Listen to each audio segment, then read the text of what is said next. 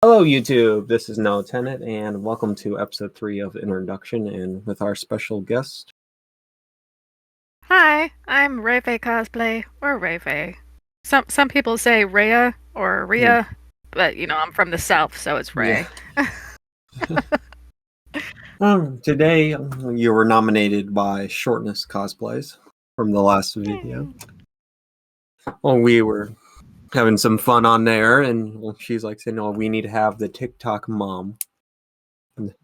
Yes, I'm everybody's mom. I can confirm that. If I'm not cosplaying Jackie Tyler, then I'm cosplaying Amy Pond, and she's another mom. And like one is it's like the one mom you slap me as the doctor, and then the one my future generation is your mother-in-law.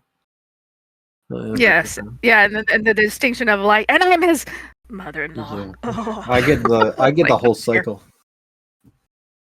It's like yes. But today we have some questions for you from some people. Okay. And I did send it to Ray. Then you guys know. And the first question is from Alex H. How did you stay faithful to a character to look while adding your own touch?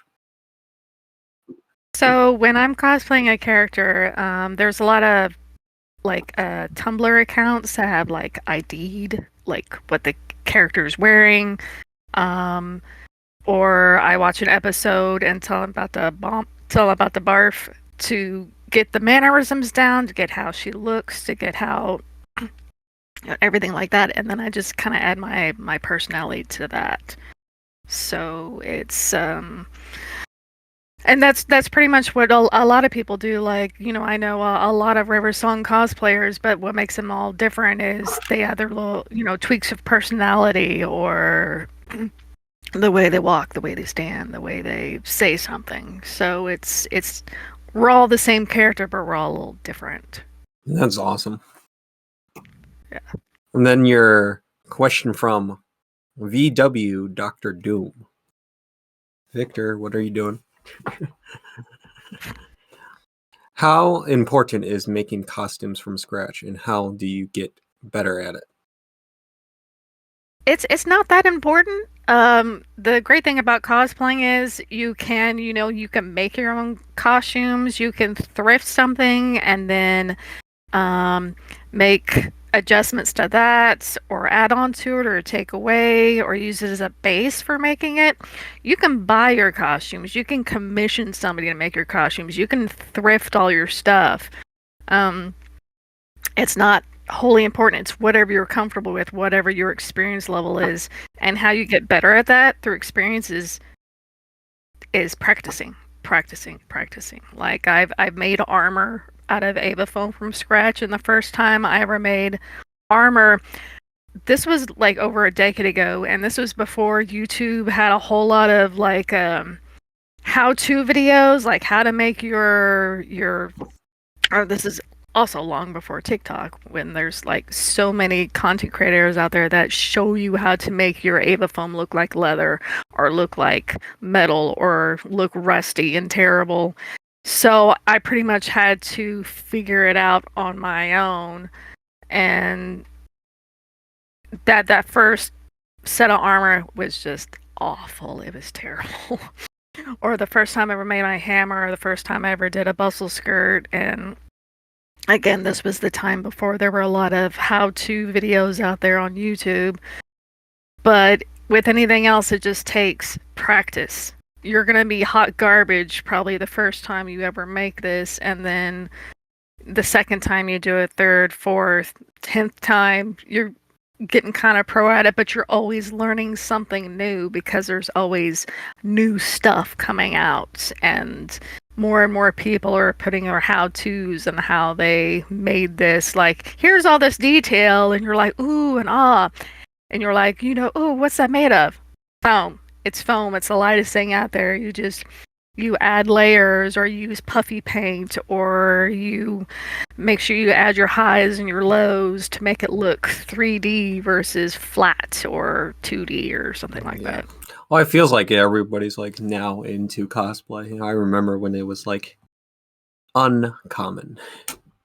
Yeah, when it was really uncommon and had pretty much a negative stigma to it. I mean, it was you like you're going to a Comic-Con. It's like, you're such a nerd or a geek or whatever, and it was just negative. I'm like, you watch stuff like Big Bang Theory, and it was, people would turn their nose up at it. Now it's everywhere, and it's tens and thousands of people are going to comic conventions, and it's been around for a while, and well, it's been a long while, even before ever. Yeah, it's like costume play. Like the term cosplay was coined in 1984, so it's been around for 40 years. But before then, like when there were masquerade balls and places where you can just dress up in costume, that's been around for centuries, at least the 15th century, if not more.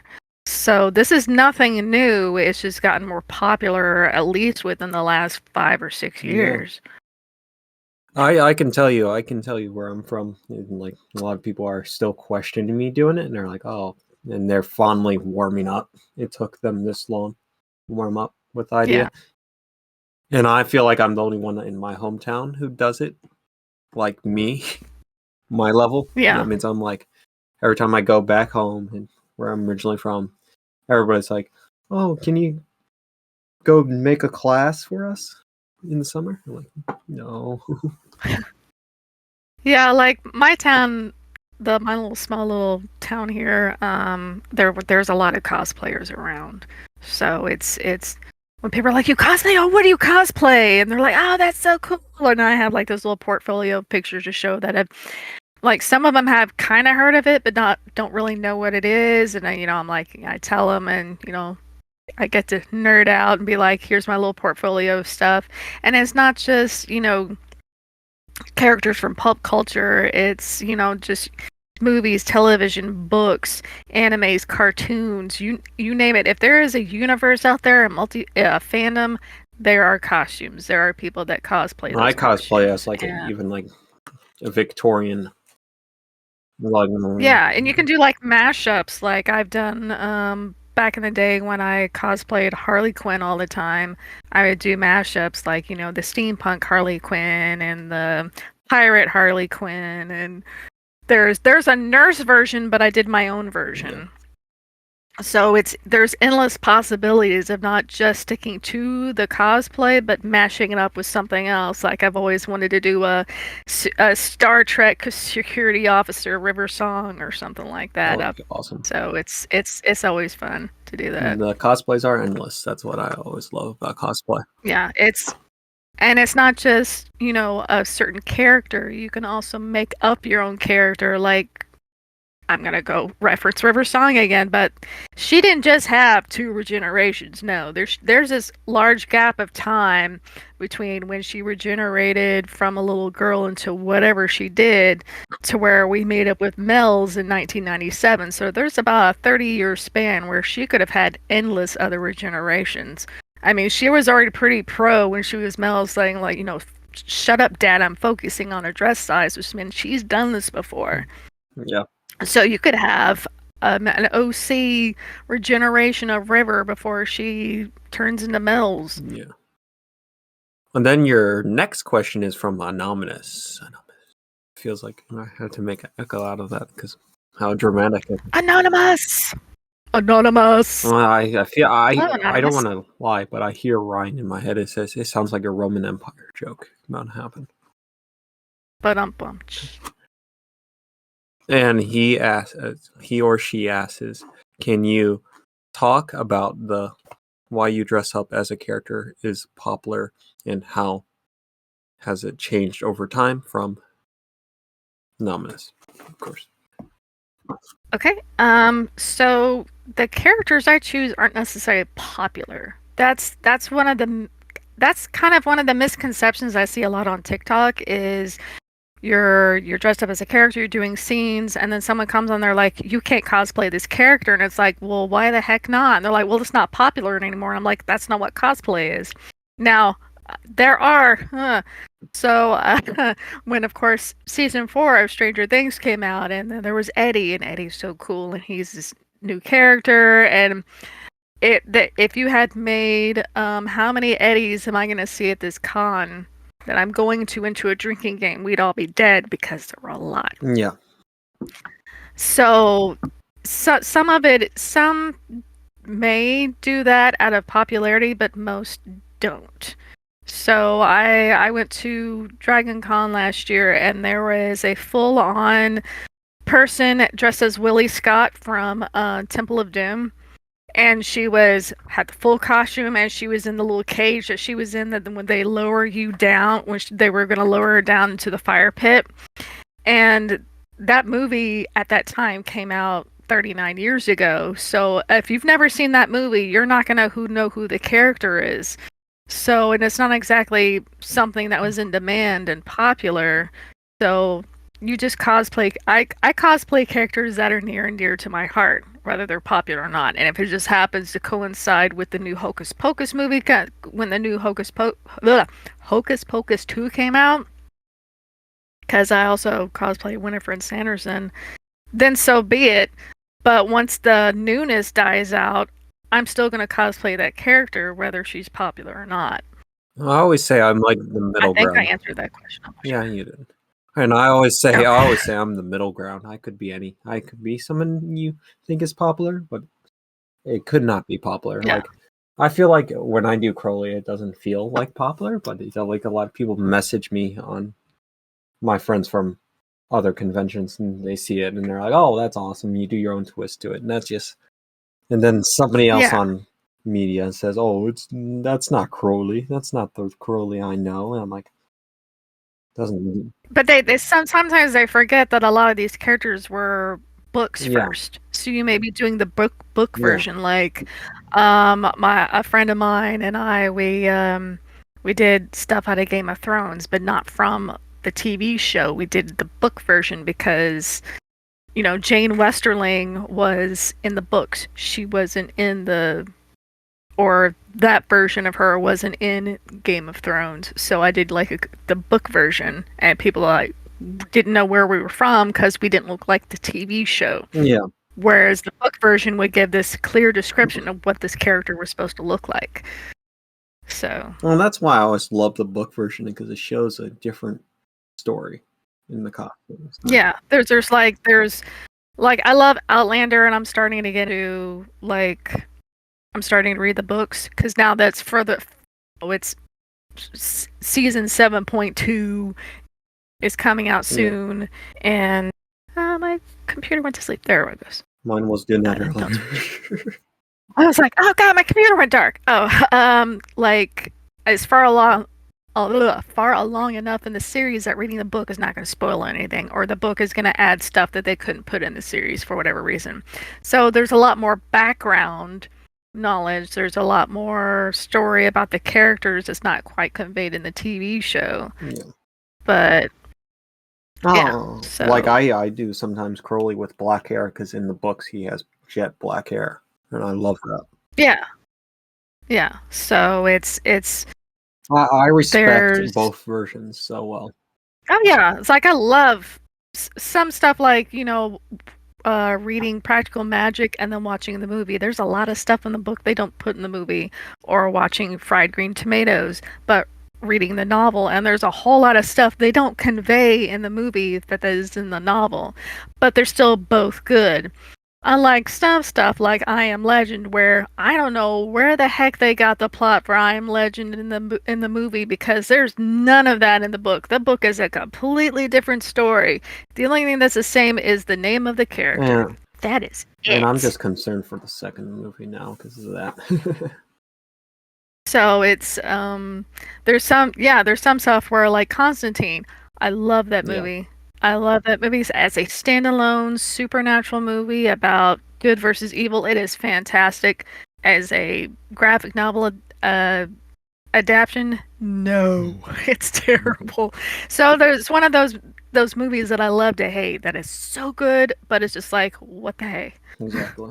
And then from the Bats alone, I don't know who that is, but the Bats alone.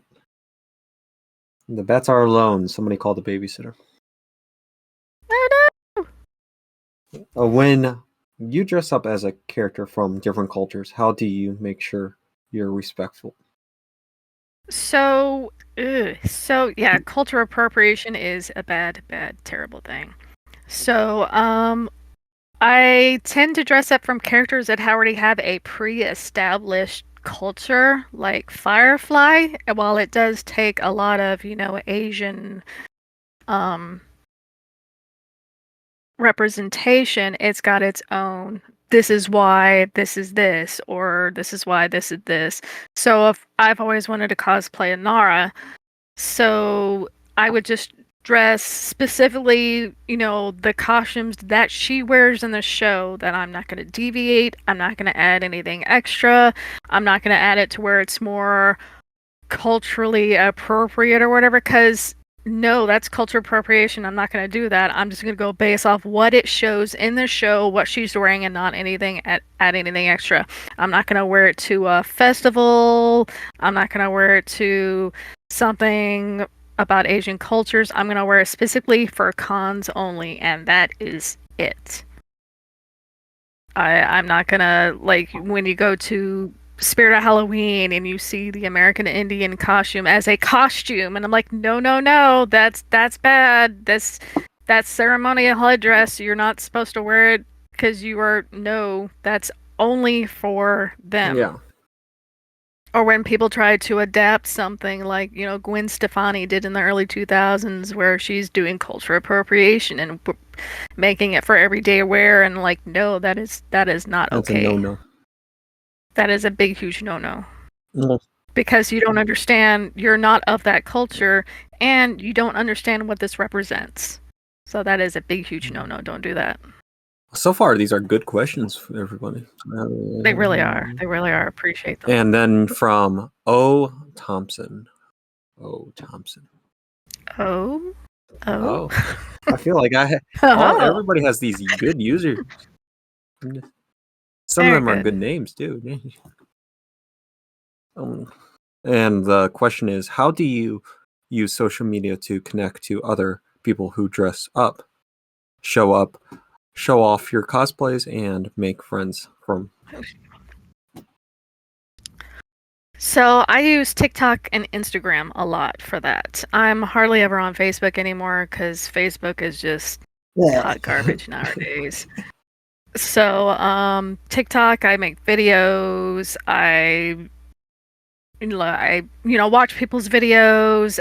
When I have a new costume I want to show off, that's when I do a transition video. So I'm like, here's my normal garbage person. La la, look, I have this new variant that I finally acquired after 4 or 5 years of searching for it. As for connecting with other people, I'll go to my For You page, but sometimes that's hit or miss because they'll show me stuff where I'm like, why are you showing me this? I have never once shown interest in looking why. Or someone will duet, like, one of my mutuals will duet somebody, like, ooh, here's some stuff. And they're like, ooh, I'm going to say this, this, this, this, and this. I'm going to duet them. I'm going to follow them. I'm going to, repost their videos. I'm going to share their videos on my stories so they can be seen by others. Or we look forward to TikTok annual events like TikTok Gala Day, which is coming up at the end of April. Make sure you make your videos. TikTok Gala Day, TikTok Gala Day. Shout out. So you make a lot of people make connections with people through there, like, because we're flooding TikTok those 3 days with nothing but Doctor Who stuff.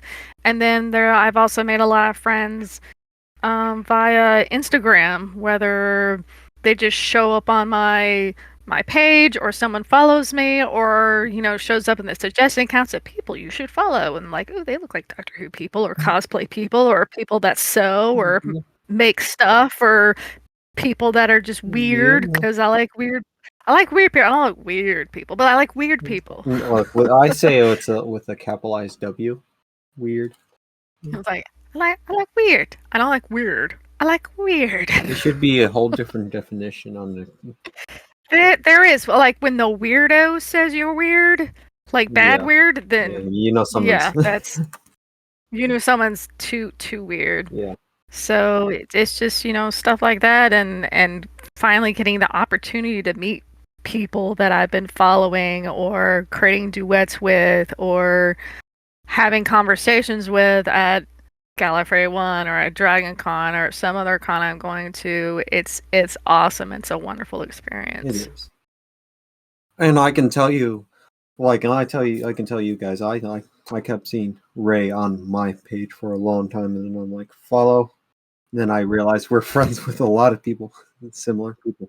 Yeah, when we have like, here's all the you've got like 50 people in common. It's like sweet. And then I realized TikTok is some of those that were like me. I've been on TikTok for like 4 I've been years. since musical And days.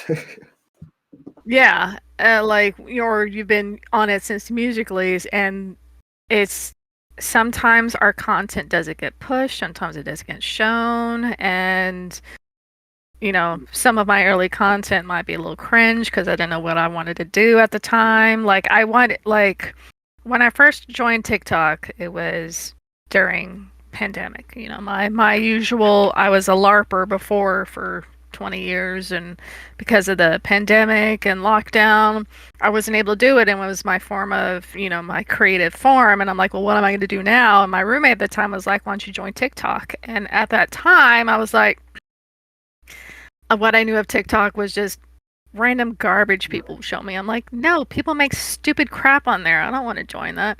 And then I first joined, and then I guess I didn't put my interest or whatever, and then my For You page was just full of garbage.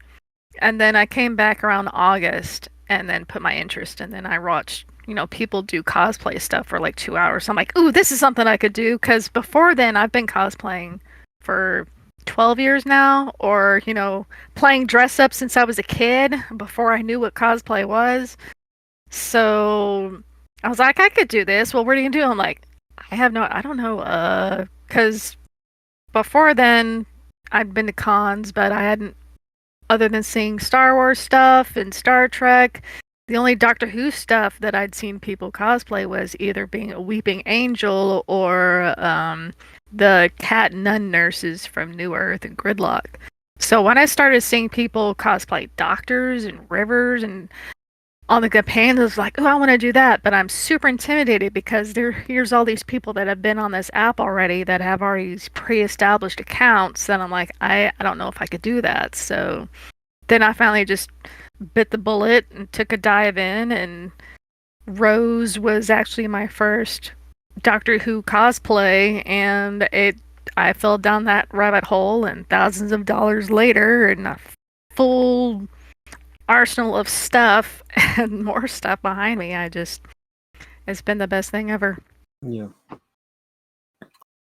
Well, like before we go on another, is there anything you want to say to the viewers about yourself before we end it and stuff? Sure. So hi. If you ever feel intimidated, if you ever feel like you can't do this, you can. You don't. If you feel the overwhelm, like, well, I'm not talented enough to make my own costumes, I'm like, you don't have to make your costumes.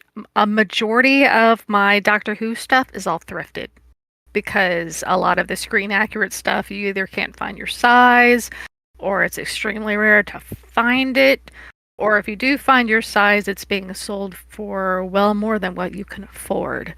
So take your time. It doesn't have to be completely spot on. And if someone comes up to you at a con and says your outfit's not screen accurate, you can ask them one thing: are you going to buy it for me? Just that one sentence. And then people will usually shut up and leave you alone. So if you just don't feel intimidated, do what you want to do, dress how you want to dress. It doesn't have to be screen accurate. It doesn't have to be spot on. Just love what you want to do. And practice makes perfect. You're going to practice either, especially the wig buying part. So if you have short hair like me and you can't use your own hair, and you don't have to use your own hair, you don't have to wear a wig, you can be the 13th Doctor with long brunette locks. The cosplay is just dressing up as a character. That's all. You have to dress up. Doing all that other stuff is just going an extra mile. So if you're buying wigs, sometimes it's hit or miss because the picture lighting is a lot different than what you actually get in person. So just be prepared for that as well. Yeah. Which is why I have a lot of redheaded wigs, because they're like, oh, that wig's perfect. And it's orange. What the heck? This is just our So our live streams now. We just with sound effects. it's the sound effects, kids. It's fine. But another thing I want to ask you personally. This is my question for you for the thing. Okay. Say, what would you tell your younger self about cosplay? Well, I would tell my younger self, don't cut your hair because you're going to be cosplaying Amy Pond later on, and you had the perfect hair for it. No. I would just tell my younger self that enjoy your creative side more, or hey, you know that costume thing you love to do, keep doing it. Don't give up on it, because I did give up on cosplaying for a while because I got bummed out that stuff wasn't perfect and I let stuff get to me. So don't ever let stuff get to you. You're perfect. You're doing everything great. Keep going forward. And then I have, And I guess for anybody, just keep going forward. If you ever think that your cosplay is not good enough, it is. I can tell you how many times I tried to give up, and people like Ray over here and keep moving me up. Yeah.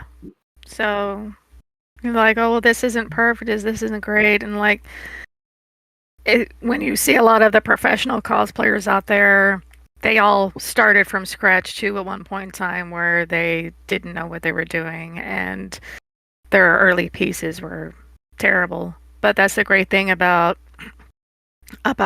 doing this, is especially on TikTok, is like, here's my first video where my lighting was crap and I didn't have the full costume. Well, now my lighting is a whole lot better. You can always redo your videos. You can always take new photos of your costume. You can always redo something. It's not set in stone. I've done like one scene, like every year I record the scene over and over again because everything's better, or everything's cooler, or because you're always improving. Well, that's the beautiful thing about cosplay too. Yeah, you can always improve. You can always get better. You could, take up embroidery, or you could learn leatherworking. There's always something new you can learn. It never stops. You could, okay, I'm going to take on this big project doing Bo-Katan's. That's what I've got coming up. Is like, I've got all of Bo-Katan's armor now. I just need to paint it and weather it and all this stuff. And now you're making me. Now I'm like, I am Obi-Wan Kenobi. Now you're like my sister-in-law. Yes. Now you're my sister-in-law. Now. Yes, you need to do it. Do it. So there's always room for improvement. Like even the seasoned pros always have something new that they haven't done, and then it's making stuff. You don't make it in a day. It takes hours, days, months. Maybe weeks, months, years. Sometimes years. Especially if you start making something and then, oh wait, I'm gonna make this now, and it's just like, and the cop's just like, but you haven't finished me. I don't know if you've seen my post on Instagram. I posted this on Instagram. People who I idolize as cosplayers. I added Jen, the Trooper Mom, because she always talks about like, say, oh, I need to finish this cosplay, and then she works on a different one, and then her other costumes are like saying, get the other costume done. Yeah, I like started doing old Amy's armor from The Girl Who Yeah. Waited. And then I'm like, well, I'm not going to do this for Gallifrey 1, so I'm going to set it aside and get all the other stuff done. And it's still sitting on the table going, why won't you finish me? Well, what do you think Kenobi's doing? It's like, and then I'm like, well, no, I'm going to do Bo-Katan next because Karis is my Satine. Yeah. So. Well, no, I have to run away now because I'm Kenobi. I have to run to Mandalore. Well, yeah, you got to do that one. You got to go do Old Man Kenobi. Ben Kenobi. Yes. But before we end it, I hope you guys enjoyed this video and give this. Hope I didn't talk too fast or ramble too much. I tend to ramble. I can tell you, I don't know how long this video is going to be, but we will find out. But I don't care. We have 6 hours on with our friendly Craig staring at our soul. Craig. He keeps staring at me. He's kind of creepy. Craig, look somewhere else. Craig, you can look at Ryan for a minute, okay? Can you do that? Sorry, Ryan, if we're shouting you out so many times. It's just so many Ryans. Yeah.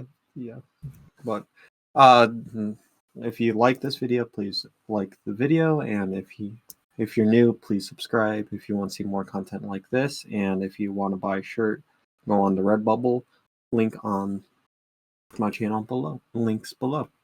And Ray, thank you for coming. And who would you recommend for the next video? So I recommend a gentleman that plays my husband a lot, not just River's husband, but Amy's husband. So I reckon I